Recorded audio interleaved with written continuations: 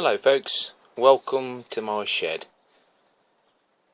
I've just managed to rebuild my allotment barrow. I've had to take the barrow bit off another one, wheel and tyre from another. That's my last one, and this one was on the allotment scrap pile. The inner tube is still good. It's had its day. It's got a few holes in the bottom, but at least the water can escape, saves it rotting anymore. But the actual metal, so much more metal went into the older wheelbarrows. This one's got an inner tube in, and it's still fairly good. The actual tyre has got a few cracks in it, but I got this wheelbarrow out of a skip, so the top part of the barrow is on there.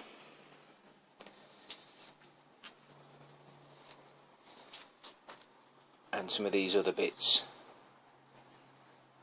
I can now discard.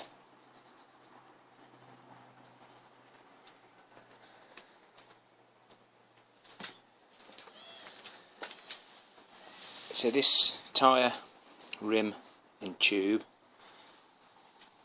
were on there, and it looks like it's been run over, something's happened to it.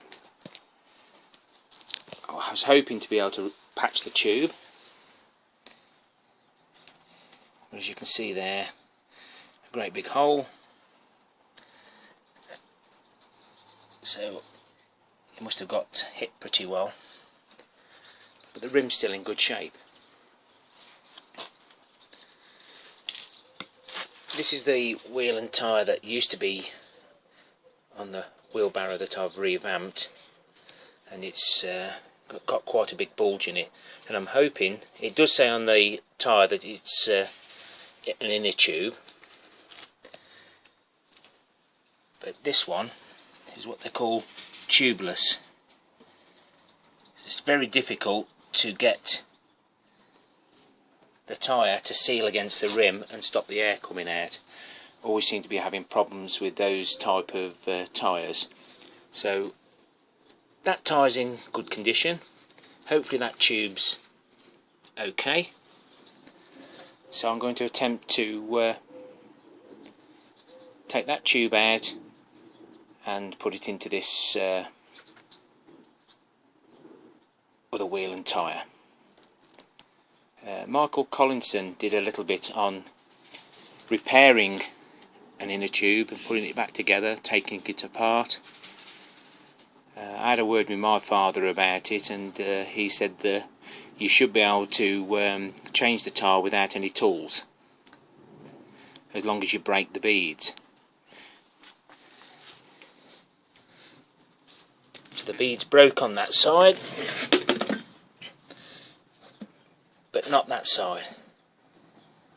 So I'll have a little play with this, then I'll show you some more footage later. So I've just got it on here. I'm just going to start to press this down. See how that's dropped down now into the barrow itself, and it's just a matter of getting it into the position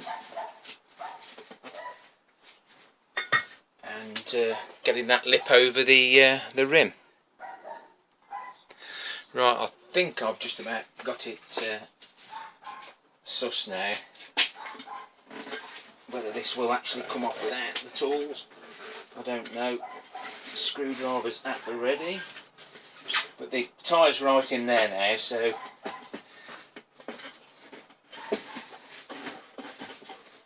come in now.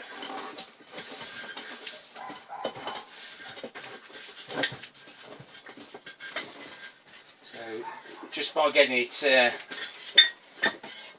into the beads, it is quite easy. I think I'm going to use the other rim. Mind you saying that, the space is in there, so that's worth keeping. I'm going to cut that off, and we'll try and dismantle the other tyre that's got the bulge in. So I'm just going to take the valve out using a valve key, and I'll check the valve and everything. So depending on how long the inner tube's been in, it might actually be stuck to the bottom. There is a little bit of rust in there, so it might not be any good after all, but very rusty. Well, we'll see. You can only so we've broken the bead again.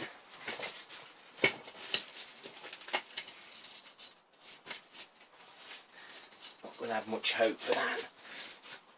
I'll see if I can get the tube through.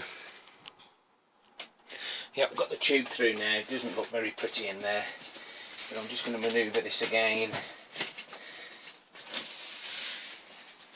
All you have to do is just pull it, pull and tug. No tools required.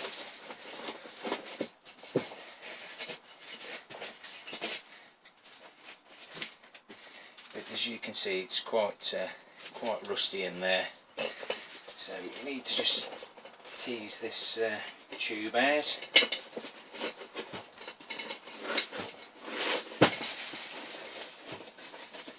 So it just might be stuck on the inside.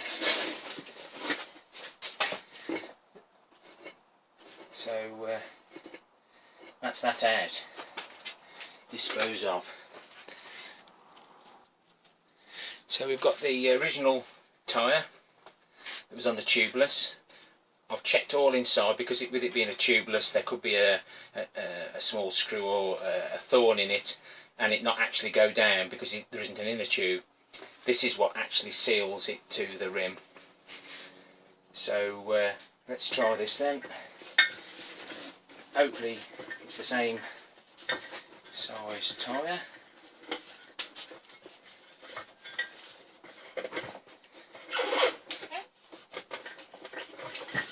So that's on. And then the fiddly bit is getting the tube back in. I'm going to take my time with that, so I'll just come back to you. So the tube's in there. We just need to make sure that it's not twisted and it's sitting in there nice and tight, and then we'll just make sure that the tyre is pulled up like that. Slip that over there, making sure we don't lose the tube.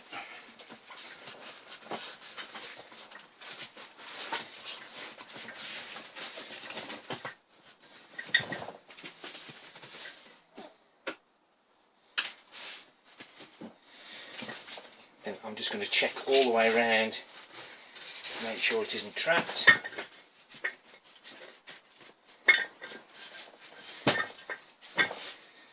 Tube's still in place. Get the original valve.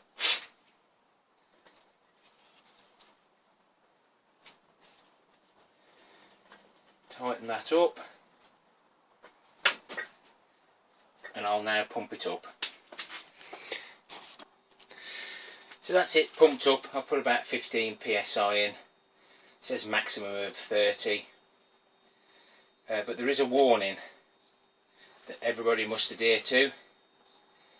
On one of the tyres I did see that it mustn't go a maximum speed of 20 kilometres an hour. 20 kilometres an hour with a wheelbarrow. I don't know. There we go. Speed 20. Bar gum. Okay folks, Just another little quirky little video. It may help people out who need to change or repair their wheelbarrow tyre. No special tools required, just the skill and know-how. Happy tyre changing, everyone. Goodbye.